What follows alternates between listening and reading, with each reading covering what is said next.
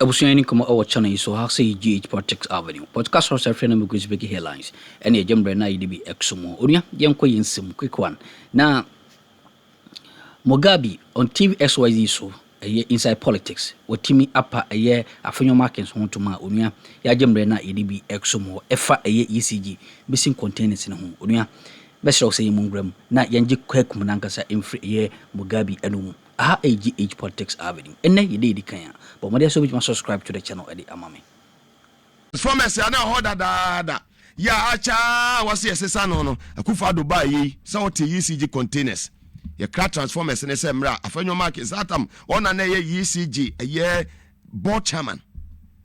Some phone kwan and no mudi horse containers in Bidu Portua near Jamanego.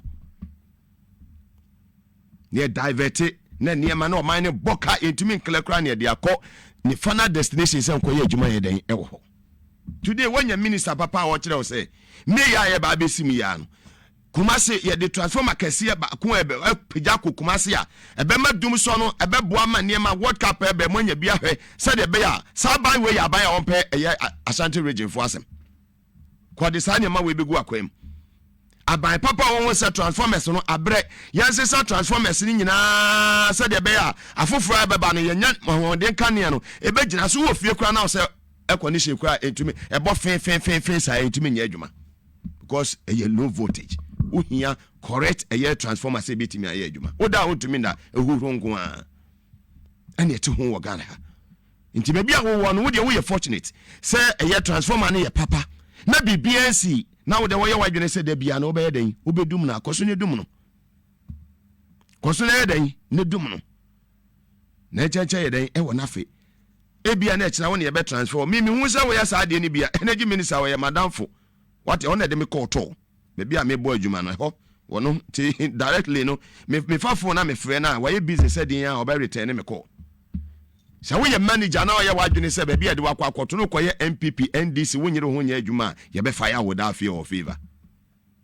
Ye tan ho mo bia me say aban ne aban papa contractors eye adwuma ende wo hwe eye nsem a ono abokwa me agboja Gavins wo de aba betudwa wo ye contractor ne de adwuma ne ma wo some months ne hu say wetima ye be 20% a e wo say wo step aside ne de contractor for ba no be ye ne terminate your contract no without fear or favor. That is leadership. It's Ghana ha ma obi eso obesi 111 hospitals obi afa panie ankwa ankotua no Dr. B kwankwo woni panie na Dr. Efua Andam Mensa ankwo woni panie wono asore so be mai 111 hospital agenda 111 wana so makofu ado and then wono direct mahama say on hwese obe complete agenda 111 no can you imagine ni hweni pa o kasa ye kofu ado she Ghana for boy ma 2 times went to me a complete even a single hospital. Near to home, MPP by a hundred year ma Ashanti region. Na so ko bibia wa Asante memu bia say market to say you root so ubebe bia NDC. Apart from President Kufuor we emergency to the man Konfanochi teaching hospital bibia no a odibesi was say Kufuor do buy we ABCD and the man Asante man. Hospitals are actually me baby we CBA. Ba wo bojo Mahamedia me de kotepa me de obekotepa government hospital me de ko siwa hospital ho me de ko konongo a me de water project ho Kumawu water project ho Mampon water project ho me de ko Patrapa health center ni si ho me du KJT market no ho na so ka se Kufado die pa na obeye ya ye be ka kire se de na Ante Rebecca ACC Konfanochi no. So now we have cabinet ministers, no majority of them no more free Ashanti region. But woman to me we are more Ashanti region. To be a banner or to Tony year, more than Paibobe type President Mahamechi, any energy minister, Honorable John Jinapo. Now to me ye Jumani ye said the Bay Asante be to me a funny to my peripheral, Madame Hosem enemies of progress. At the Pepper be a bar mompe. 2 year manager, there be a bit munkania, na minority fuenya and some fuaka. Oh boy, I bet transfer without fear or favor. Watumi akọ akosomo ho akọhwe se de control room ho enema sei ya enimanimu ya no mugina mo na so se o kina ene na de kye e wo se nkane ya ne tumi gina ne na so no wakọ ho ye hwe ye Honorable John Jinapo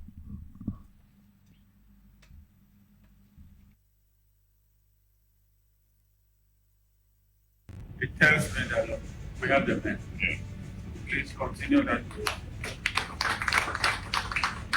I pray that you are able to overcome everything and restore it back to normal. And God bless you, Lord. God bless you. It tells me that we have the men. Please continue that. I pray that you are able to overcome everything and restore. Very well. That was the Sector Minister for Energy and Green Transition, Honorable John Jinapo, who is also a Member of Parliament for Yapekusugu in the Savannah region of the Republic of Ghana. Live on TV, SYZ, and also on Power 97.9 FM. You move on to other issues, no. Now you share and sema boba and the minority in Parliament. Also, a press conference. Me pesa ye be asumi neti omosema omode atujani we anama fire monafe no. Dr. Abeku Mensah from the United Kingdom and yenua ba Mrs. Ifua anda Mensah also ajuma kwenya na fe no ye de komo twetwe no ahye so mini omu wi a hye no so se ene Tuesday na che se ye nurudi na bus wono so ba betena se na fe no lawyer ya twetwe enkomo yentie ne ekoso e minority press conference. Millions of Ghanaians have been enduring since January 2025 was not caused by any accident at Akosombo. It was caused by this government. The events of 23rd April are the latest and most dramatic symptom of a power sector left to decay under the NDC's incompetent stewardship. The Mahama government must not be permitted to use this incident as a convenient alibi for a crisis that predates it by more than a year. And the MPP minority will not allow that cynical rewriting of history to pass unchallenged. Let us be unequivocal about the timeline. Long before the event of 23rd April 2026, Ghanaians across every region of this country had been enduring persistent, unannounced, and devastating power outages. ECG had been issuing relentless emergency and maintenance schedules throughout April 2026. The ECG Director General had already issued public apologies for chronic power fluctuations, causing damage to household equipment and crippling small businesses. Communities were living in darkness, not for hours, but for days. Industries were hemorrhaging losses. Cold stores were warming. Hospitals were straining on generators. That was the reality of Ghana's power sector before any incident at Akosombo. That is the crisis this government owns, fully, entirely, and without excuse. And the MPP minority will not allow this government to shelter its own incompetence behind the narrative of a single incident. We say to the president directly, the darkness Ghanaians are experiencing is not the product of 23rd April 2026. It is a product of 14 months of policy failure, institutional neglects, and the deliberate abandonment of the energy sector recovery framework that the Nana Addo Dankwa Akufo-Addo and Dr. Mahmoud Bawumia administration put in place to prevent exactly this kind of collapse. Problems of the sector is not only technical, it is financial. The Ministry of Finance announced last year that it had cleared all the debts to IPPs. The government also credited itself with financial improvement at ECG. However, the data available to us is that government owes IPPs over $500 million and over $200 million to companies that supplied fuel for power generation. We call on the government to come clear on the financial situation in the sector, particularly after the imposition of the Dumso levy. We are calling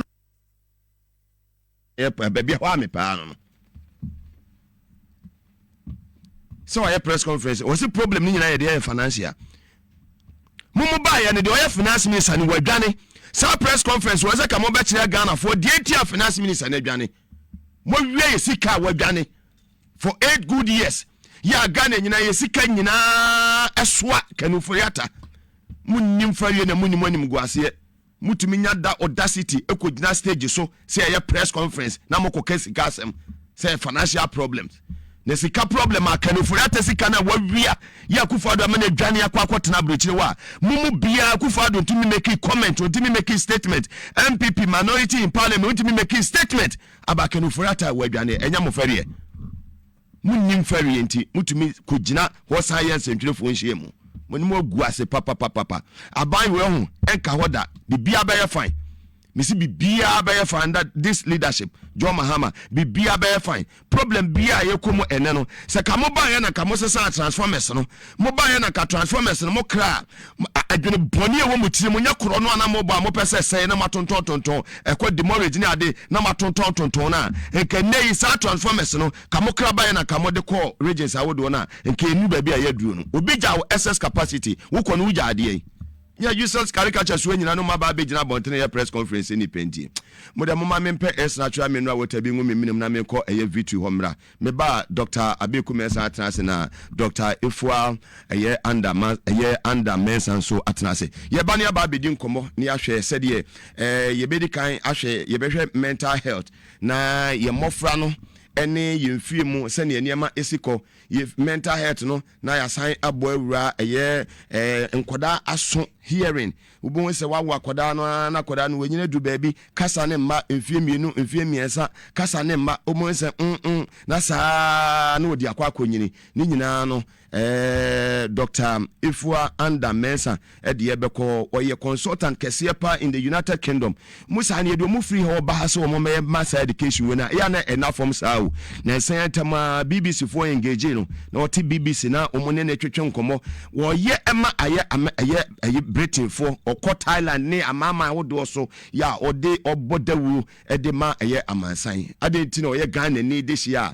yesu yentumi nyede on the issue of aye dum so no and ye beko deep into it and no anyankopon ya dom ema energy minister okasaye no we accountability series no ewo Jubilee House no de na ne kira akosomo ekohwe se ne adwuma ekoso ewo control room ho ne hu sim nyina no ye de ni nyina bro dom kuma wo mo wo eye mbrase bedwafie minority side no o so mo ni hweye opposition fo no mo ni adwuma bia ye nti mo sori a sim hunu na no muguso a na mo ye press conference na sa press conference o mo ye no de koso ho nyina no ye de ni nyina ebebro na sometimes metrase a medwene ho a mentiase kanuforiata adwane African ha on the 6th of a year January 2025 kanuforiata adwane besi na minority fo ntime press conference emie hu de ekoso mi hu bi da se finance minister pa ye na adwuma yie first term second term na yesi bebu akonta time for accountability wo si medwane papa shemu America for papa shemu kokrum osimi komikrum America say the mama me say na mentena ha wa bokro no say tam Akufo-Addo ne busuani family and friends yamemu Akufo-Addo de breye kanuforiata boy ka say tam ye ne wo hwe aid ni ahodo ga free America ne ye USAID ni nyina ya twetwetwa ni nyina mu Ghana Aid Commission ska de support omo ni nyina ya twetwetwa ni nyina mu na se so mo divertis ka ne ye den ekọ baabi as a country under the Fourth Republic. Yenya finance ministers bebre yenya finance minister Emma Osabe ye governor Dr. Kwabena Dufo sa papa we ye friend kanuforiata ne bank no branch ba ko pe eni hu se we ye data bank no utumi begu eye Dr. Kwabena Dufo ne bank ya wana bank na kwanenim Unibank e wo Ghana ha Dr. Parko Sindu ma wabobra kwanenim President Kofo administration no ye cabinet minister ni ye guni bank GN bank ni ye guno just like that oko every district nationwide now our branch oh ne mojo ifo nyina ba betene fi ni nyina no na ye hia 9 billion cedis se betimi a revival those banks na so ni ye use 22 billion edugu banks no send the panel that incompetent a finance minister now ono no also be bu akonta kire Ghana for no wadwane and the minority force sorry a omuni adwuma bia ye and yenye press conference omwa nim kwanya efa so a ija hyehyɛ eba na sometimes there be ameka na me blame me am nkrofo ne say sankofo we ni ye mo motena wododo abo wo nyawo no kawa won fe ne senkyerɛw institutions awodo any sectors awodo MPP for ne dasu edidi animu no mumfa ya wo nyina munyi wo mumfiri ho wo de maneta office ne tua ne ka me ma ne hwenye no akwa akwose transformer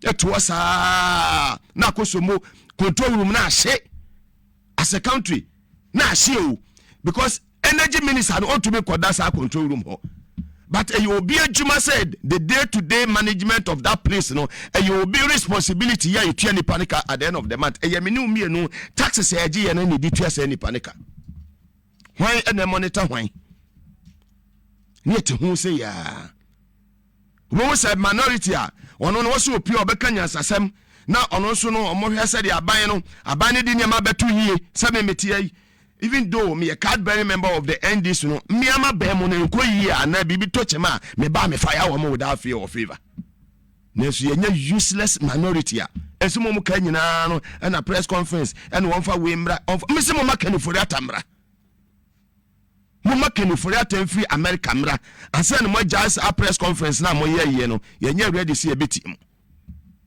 because mwana ye bi o mu ne nya na bi o mu call forest go didi ye no o mu ma afia ye say mie foforo me say under the fourth republic ye nya finance minister under Kofo ye nya ye the late ban redu under Rollins na ye hu finance minister papa bi mu aba ekọ ye hu adwuma ye papa Kwame Pepra mo be boy under Rollins this under the fourth republic ye hu president Miss time Dr. Kwabena Dufo Rollins Sam no ye governor or President Messi by or Sabe and the finance minister. You know, Juma, Dr. Kwabena for a buy or boy. And they, yeah, to me, at that single digit inflation more continuously, more than 4 or 5 months. Yeah, I couldn't name you know, President Mahama, no, I vice president to a year, JEMS, the late, you know, more other woman, Sabrina and I, Dr. Kwabena for your finance minister, no, you to me recorded with single digit inflation continuously for 36 months. Go and check the records. And they yet to hope. I remember Papa Muni Ababidri. Some people knew say, I dear way, me ye ECG boss in Kumasi, me dumuno. Then the Bemen people before Benya press conference, aya, me dumuno. To an dumulate presso. Oko Kwabri is in Ashanti regional. Boss no hono, light no so crowd and buofu. To what Christmas time will be enjoy electricity no dumuno. Just a kwa asan waso. Near to we who Ghana. She market near she way. MPP for kwa free abema de omodi ye Kwame Nkrumah no enu abi no masate no